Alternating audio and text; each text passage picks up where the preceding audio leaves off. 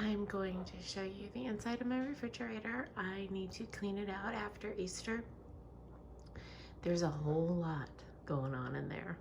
Let me show you. Okay, so I'm going to open the doors and I will let you see. There's a whole lot going on. Okay, so my condiments. Then I keep my milk on the door. Well, with sweet tea. But, oh snap.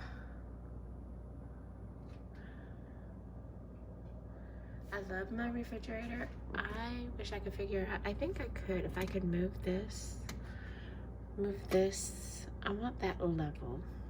So what I'm going to do is I'm going to take everything out and readjust the shelves, and I want to make the drawers even with each other and just clean it up. Get rid of the old and put in the new.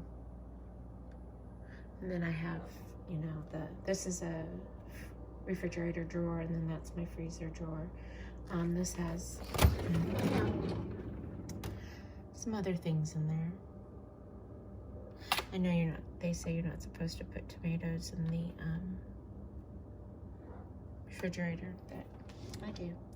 Anyway, I've got some major straightening up to do, and I just wanted to show you before.